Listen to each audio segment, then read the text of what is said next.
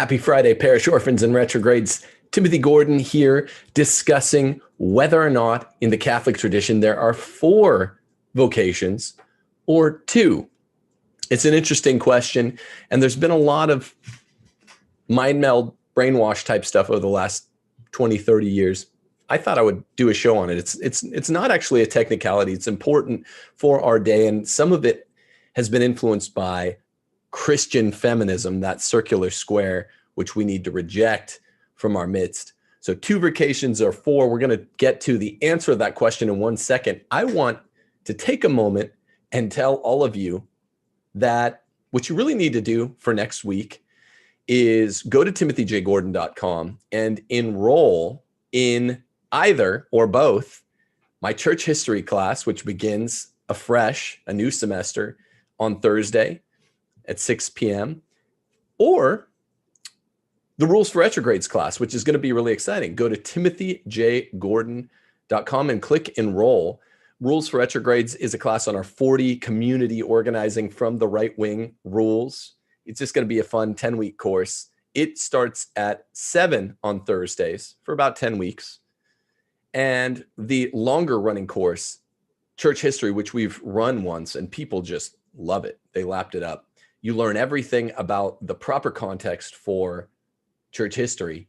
And we have testimonials from people that have taken it, got an incredibly positive response. We filled up every seat that we opened in the fall. Now that class is done. And Thursday next, the 15th, we're opening a new section, which will go through middle summer. So go to timothyjgordon.com while there's still time and while there's still space in these Zoom classes. And it's me teaching these classes. They're live, and it's a great community. If you can't make it on Thursdays, they are recorded, and just see, the questions and the real class as it happened, and you can access them later. I do a weekly office hour on Tuesdays, so you can interact with me and ask me questions that you might have and even make comments or whatever.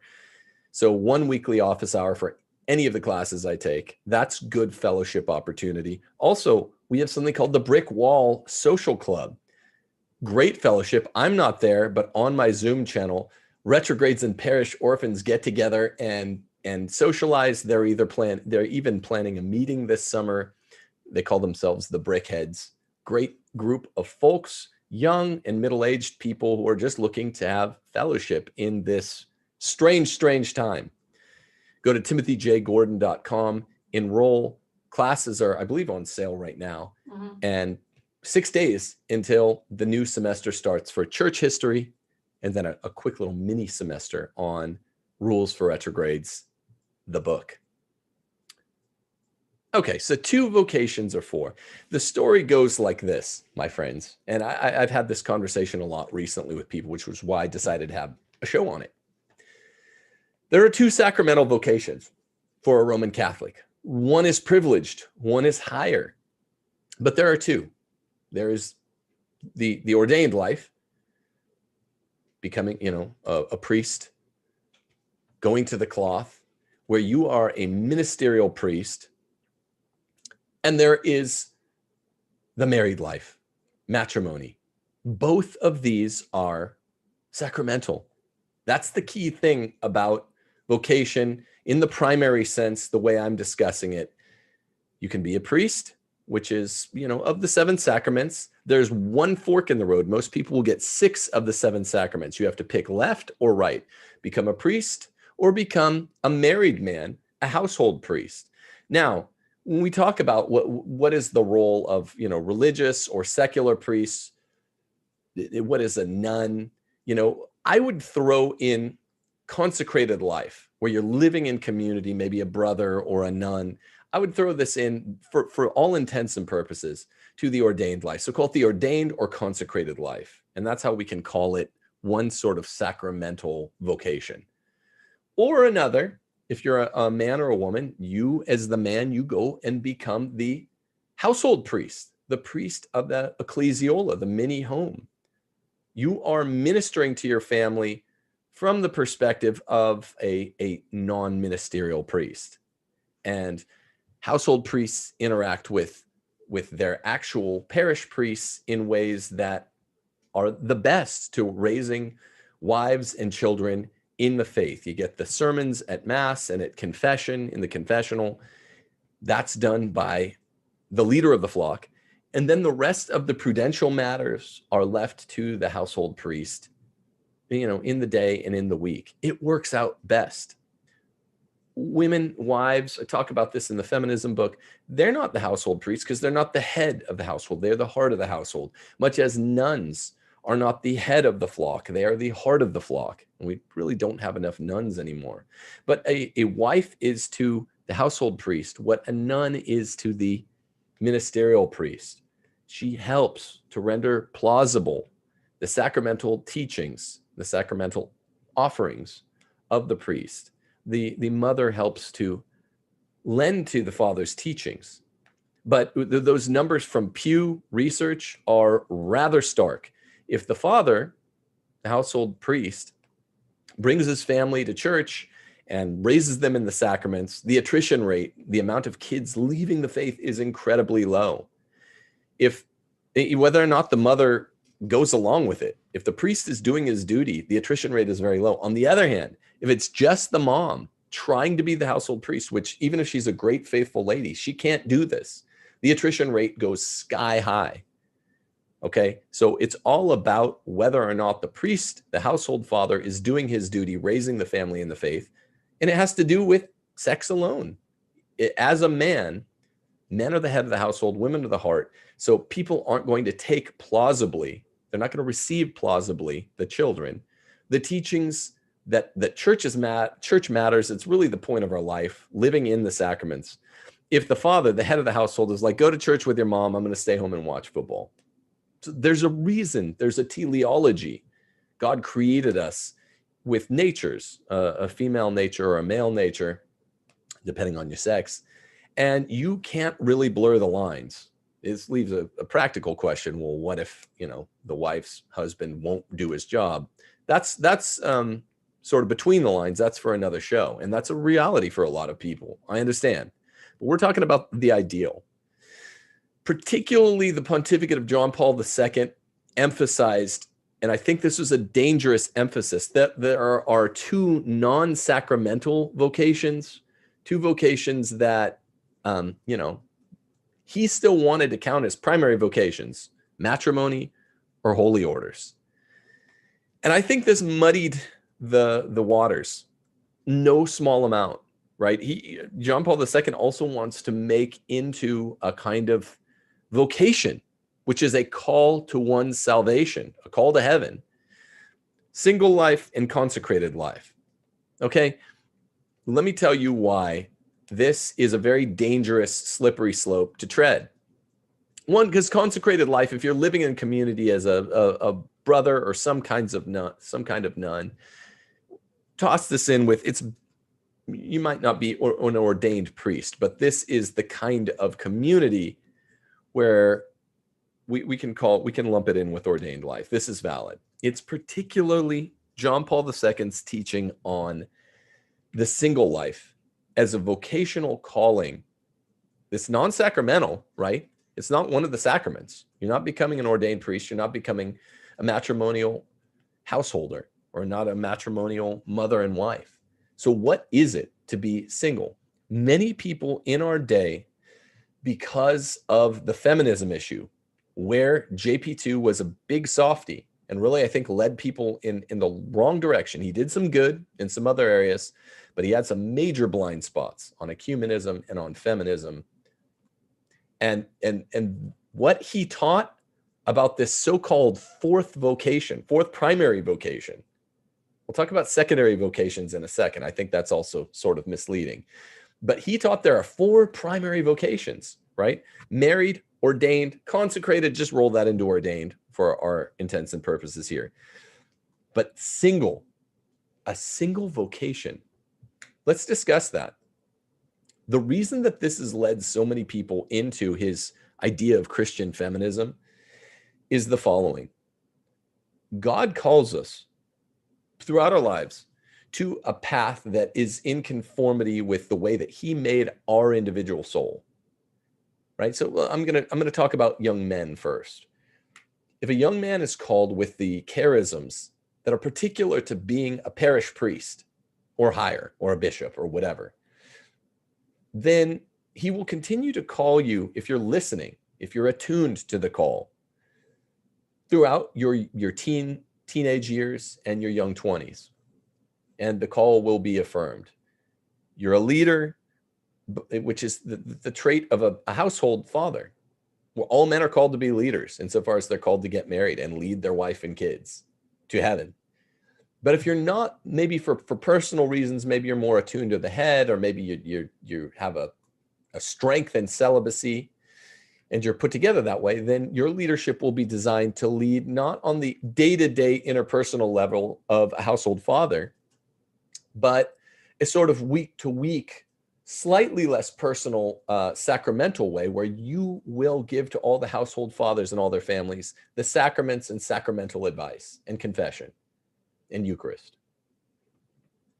On the other hand, if you're the kind of person that needs daily contact, that really always wanted a girlfriend, if you're a young man, that really, and of course there are, boundary conditions. Some priests really wanted a girlfriend at the time, but there are ways of attuning one's ears to the call. It's a fork in the road, though, with two primary directions. You go, and as a young man, you listen for the call to the priesthood, or you listen the call to the household priesthood, where you will interact more interpersonally, more genetically with your offspring and your wife. Those are the two options. The single life being denoted by particularly John Paul II as a calling to heaven. This is really dangerous. And I want to give you this caveat. Can one get to heaven if one leads the single life, neither feels called to the cloth, nor called to be a household father or mother? We'll talk about women in a second. It's easier because of the priesthood to talk about men first. Of course. But what this usually denotes, if we take the sacramental path seriously, the idea that aside from some priests that were ordained under the Anglican Ordinariate or Eastern Rite priests that can be married and ordained priests, that's really unusual. That's not the norm. Most good Catholics in faithful standing will get 6 of the 7 sacraments in their lifetime. 2 of those are constitute this fork in the road that we're talking about. Now, what does it mean to a good, faithful Catholic that lives life faithfully according to the sacraments and gets himself into heaven, but dies single?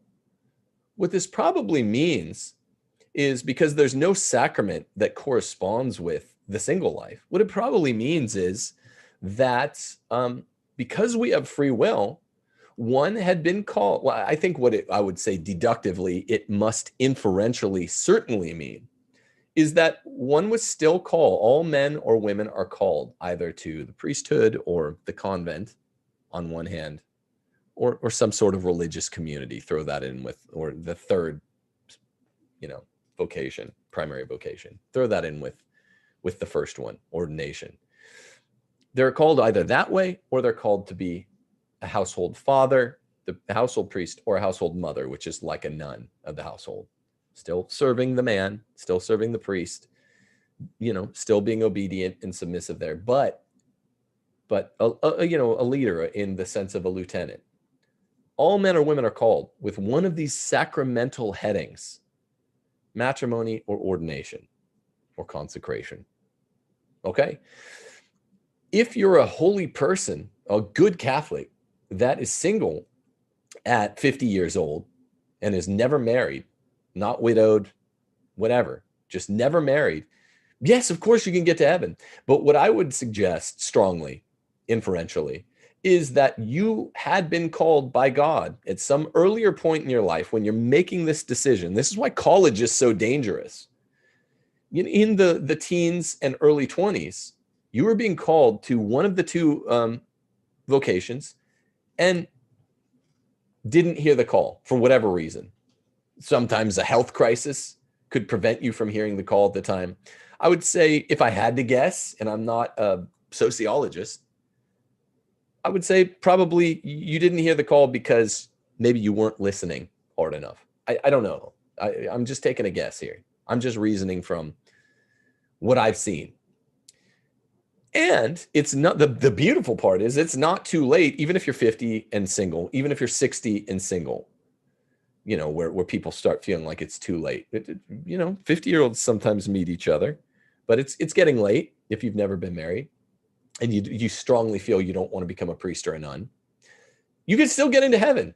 I mean, Montesquieu, Constantine, some say George Washington had deathbed conversions. It's never too late, right? So that is what JP2, I think, helpfully called the universal vocation. You're called to union with Christ through the sacraments. So let's say you're a rock and roller, you're leading a bad life, until you're 60, 70, if you're Mick Jagger. And then and you don't get married and you don't settle down and you definitely don't become a priest, but you hear your universal vocation, and you're just a single guy that had lived pretty much for himself for 70 years. Well, you could still get to heaven, right? So you could still get that universal vocation. You will not get the primary vocation because no 70-year-old is going to get married. At that point, just go to daily confession, go to daily mass, go to daily adoration, make up for what you can make up for if you're a 70-year-old who never married and maybe slept around. Do what you can do and you will honor the universal vocation. But you're probably not bound for one of the primary vocations.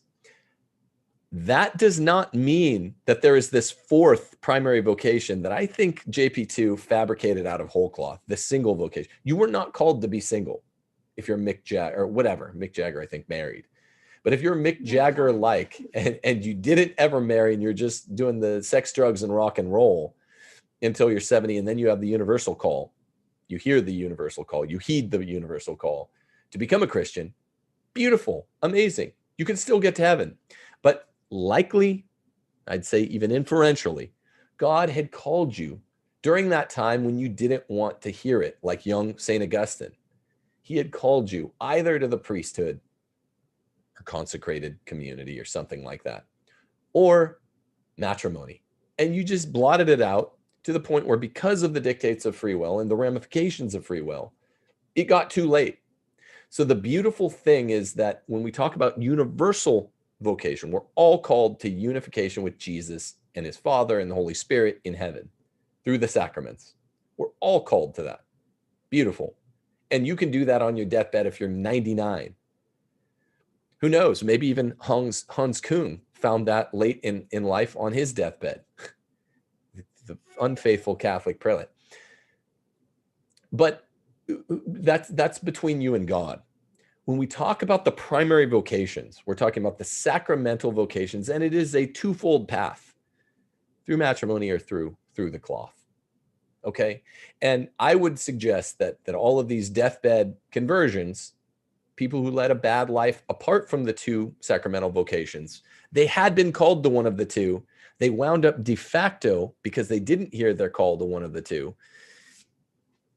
single, but that does not mean that they were called to be single. You understand the difference? The beautiful thing is it's not too late for the universal vocation. If you blot out God, if you cover your ears, it is too late for your primary vocation if you're 70 years old. Now, I don't think it's too late if you're 40.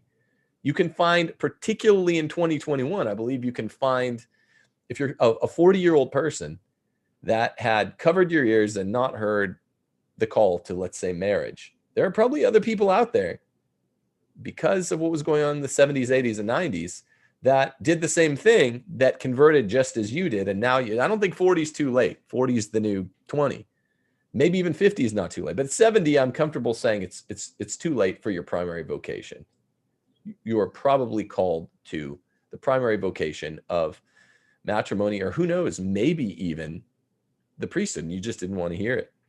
It's dangerous, as Pope John Paul II taught people that single life is a vocation because it has some feminist presuppositions built in, and it has some Puritan Protestant work ethic presuppositions built in.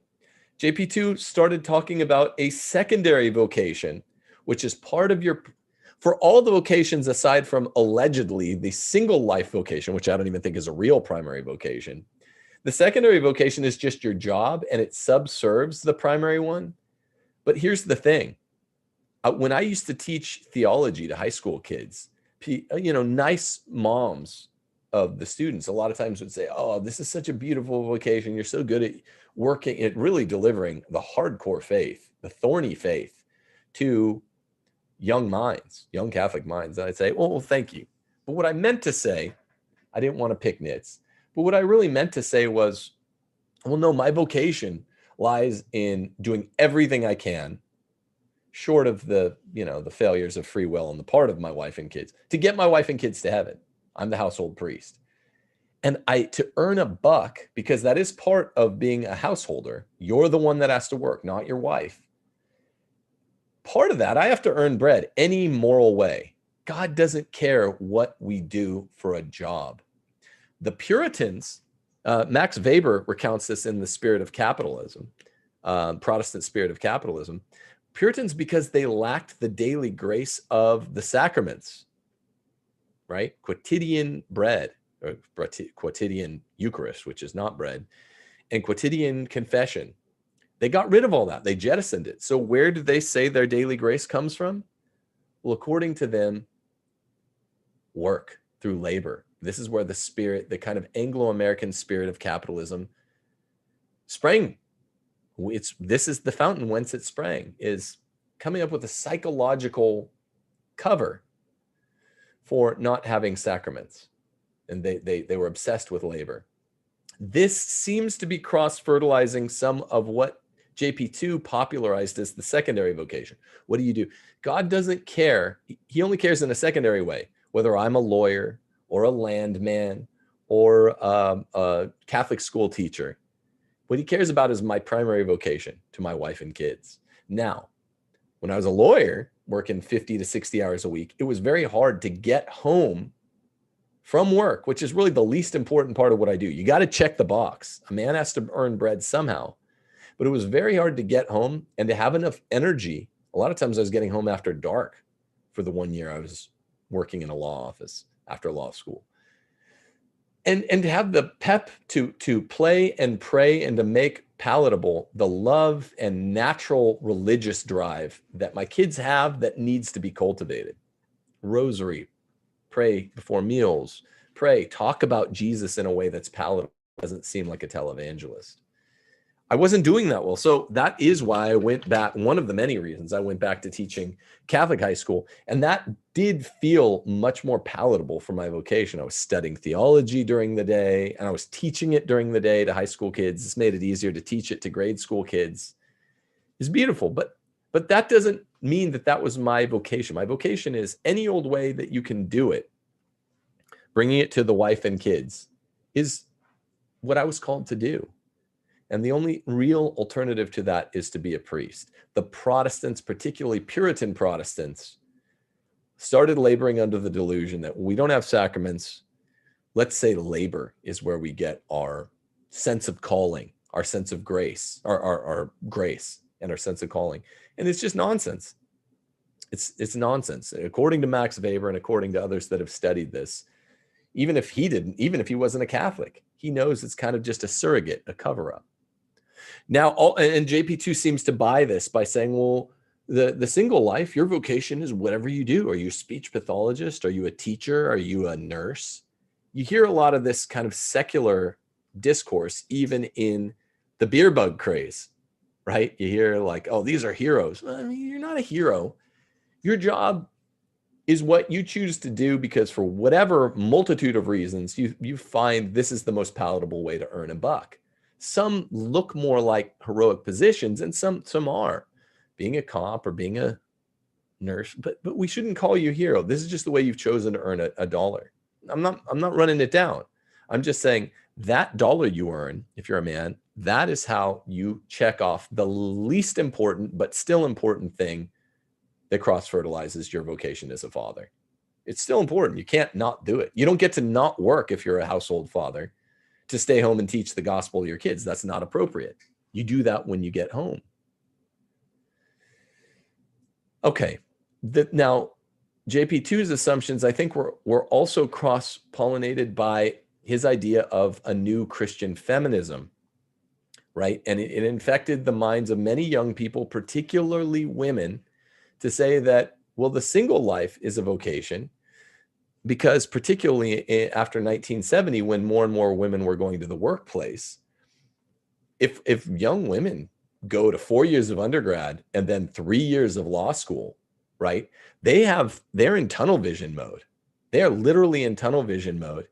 And, then the next 1 to 3 years will be spent just finding and working out a job right after law school that takes 60 hours a week.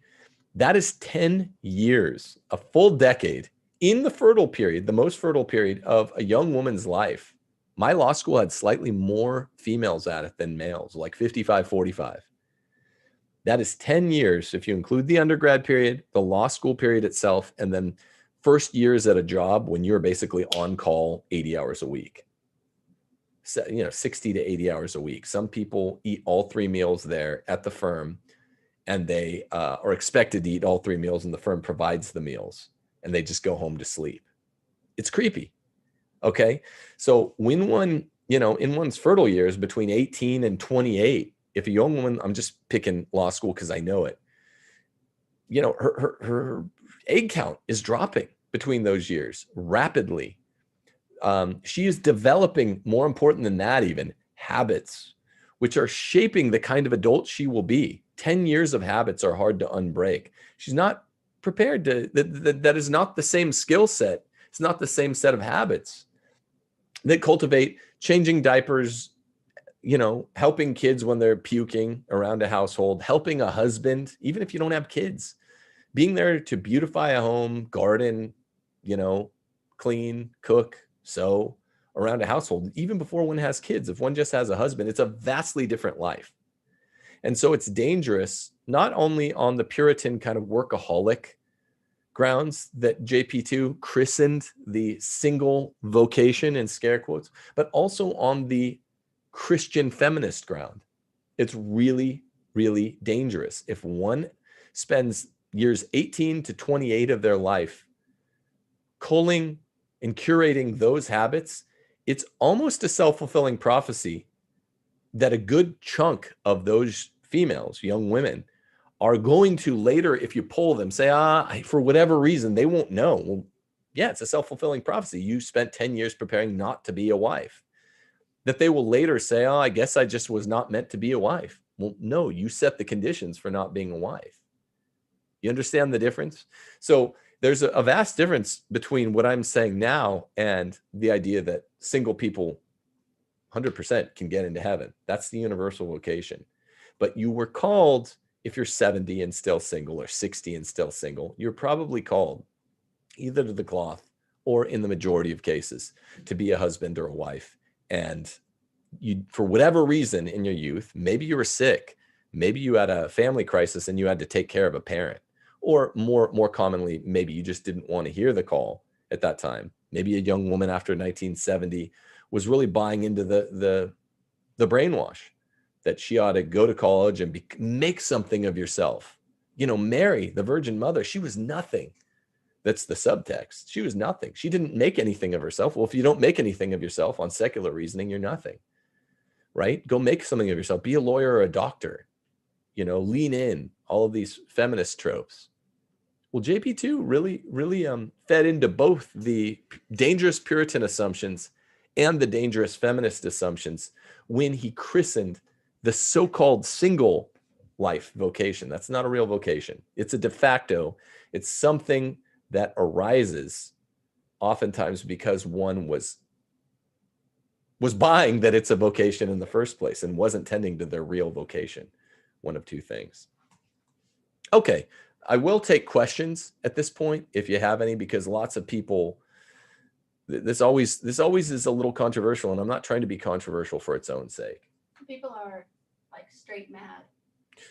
Yeah, of course. We'll take those first. Yeah, well, let's take the straight angry questions first. I enjoy those, and You know, it's just, this is the truth. This is the way it was given to us for the bimillennial tradition. But let's go through your questions. Some people are calling you pedantic and that you are not to be trusted and you're no theologian. And they're saying that you're denying the fact that consecrated singles go all the way back to ancient times. Authorities and hermits also do as well. Consecrated singles are absolutely part of the tradition. Note how I lump them in with ordination. If it's a vocation, though, like we think the Mother Mary was consecrated a virgin earlier in her life. It's something that's done when you're 12, 13, 14, 15, right? So that's sort of the tell. And by the way, no, my training's all in Thomistic philosophy. The beautiful part is one doesn't have to be a theologian to know this stuff. I know Thomas Aquinas because I study him as a philosopher, and I'm a religion teacher. This stuff should be known widely by everyone in the church. So remember what I said about the consecrated life. It basically lump it in with the ordained life for our intents and purposes. But if it's truly a vocation, it's something you felt called to when you're 12. I want to go live in a community of religious brothers or a community of religious sisters. This counts. I would say this is something, it's like feeling like, hey, I want to grow up and be a priest like young Alyosha and Brothers Karamazov, except for whatever reason I can't be a priest. It's ordination light. I threw it under that life. But what we're talking about is the single life. It's really the fourth alleged vocation that's falling under my knife in this show. And don't believe me. Believe what the facts say. Most people that end up saying, oh, I guess this was a vocation, they end up saying it not when they're 12. They end up saying it as a de facto, a position that they rested on because they bought into the worldly advice about go make something of yourself. You see the difference? It's a really important difference. It's important that you see it. And it's not pedantic at all. It's an article of common sense. Lots of questions rolling in. What about people with mental illness who are unsuitable for either vocation? So this is a great question, and it hits close to home, right? Not even mental illness, but folks like, my eldest daughter, who likely will never be married, can't be a nun, couldn't perform the functions. When we're talking the universal vocation to receive Eucharist once a year, at least, as the canon law requires, and to know as much as the individual's mental capacity will allow them to know, right? They are the exception, right? Exception makes bad law. So the universal vocation is universal because it applies in all cases. They are kind of undefined. And again, it doesn't mean that their vocation was short of what happened to my first daughter in the womb that damaged her brain. That wasn't part of her calling. She wasn't called by God to receive brain damage. Right? That God allows that with his permissive will. She was called to, the odds are, probably matrimony.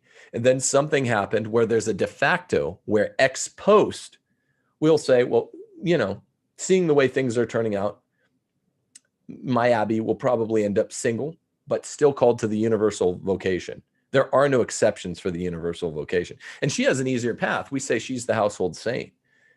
She doesn't sin like many people with special needs.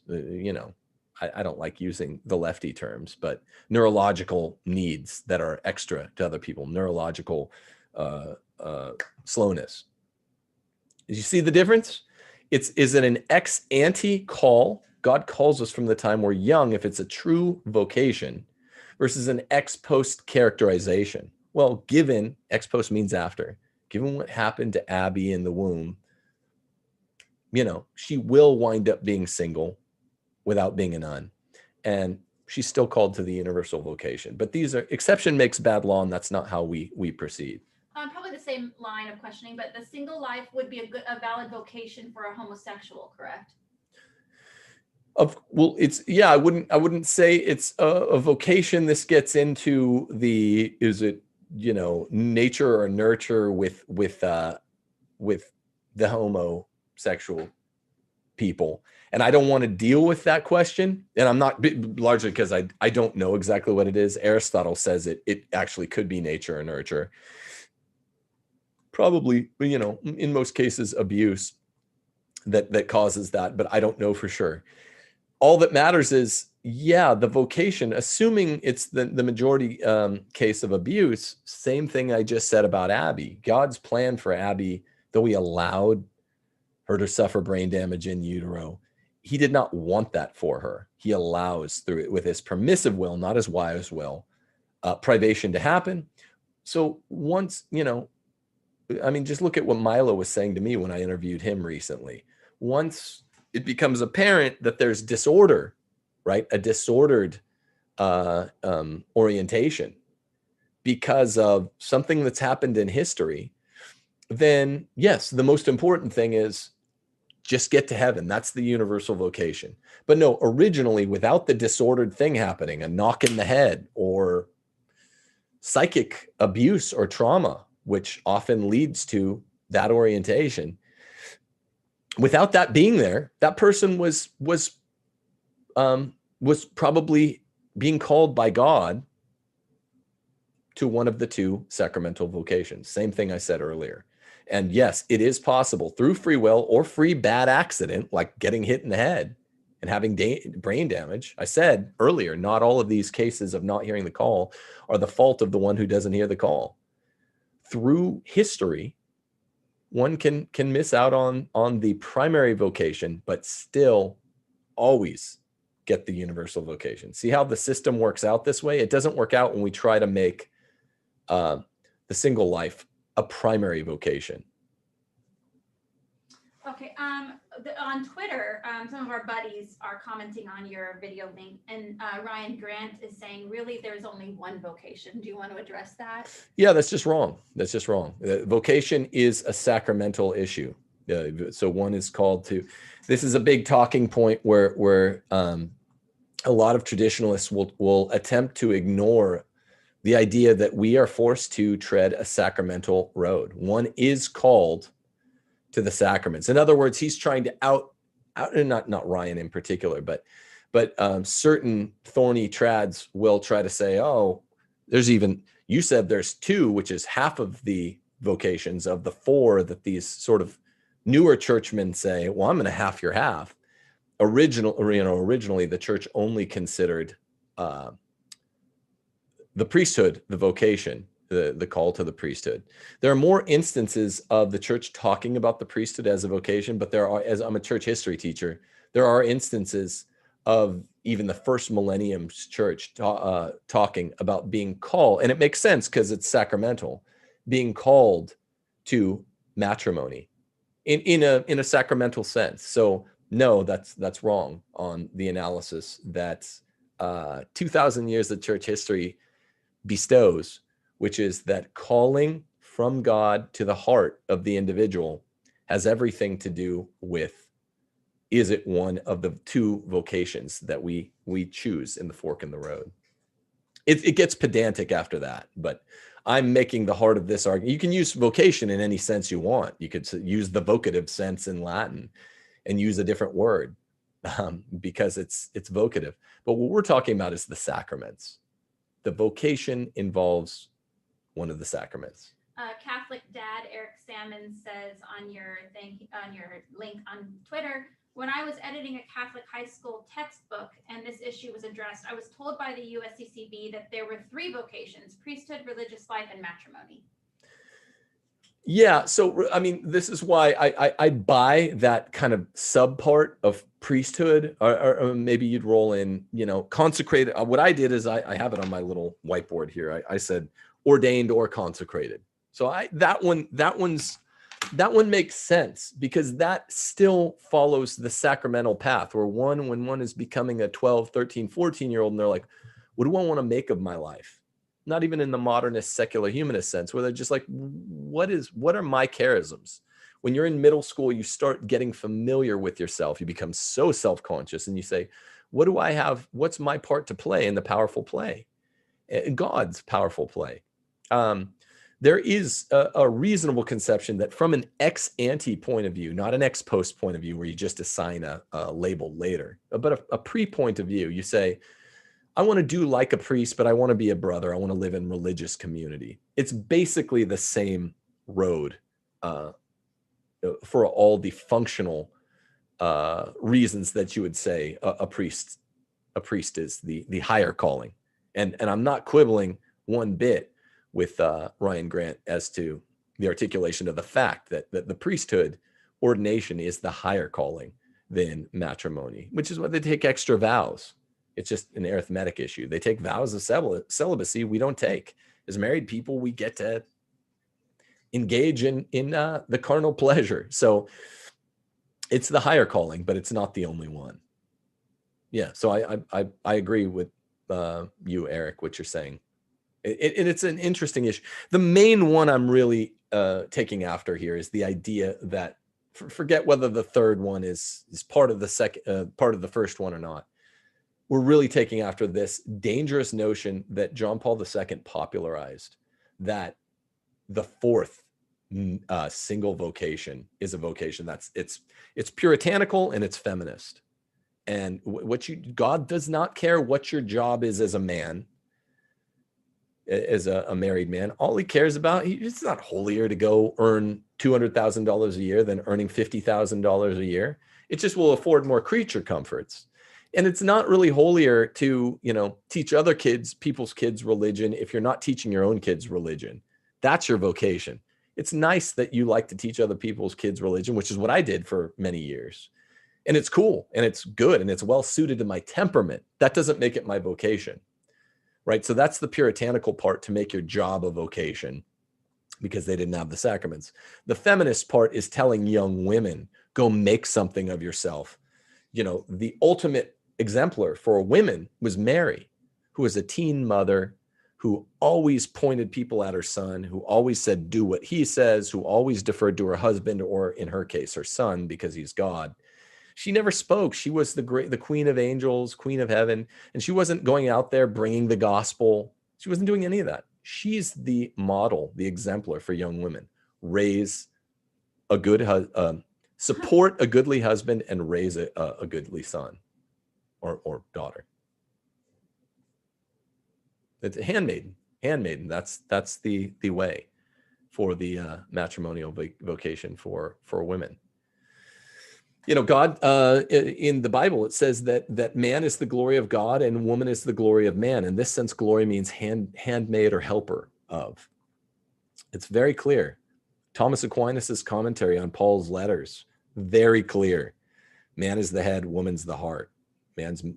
Woman is made from the rib cage. She's there to help defend the heart of her husband. She's there to help him in whatever his endeavors are. Very important. Like a lieutenant to the general. It's important. Every good man needs a good woman, or else he can become slowed down and can be detracted from his vocation. Okay, so remember, go to timothyjgordon.com. Go to timothyjgordon.com and get church history enrolled for today, or rules for retrogrades enrolled today. If you're interested, timothyjgordon.com, click enroll.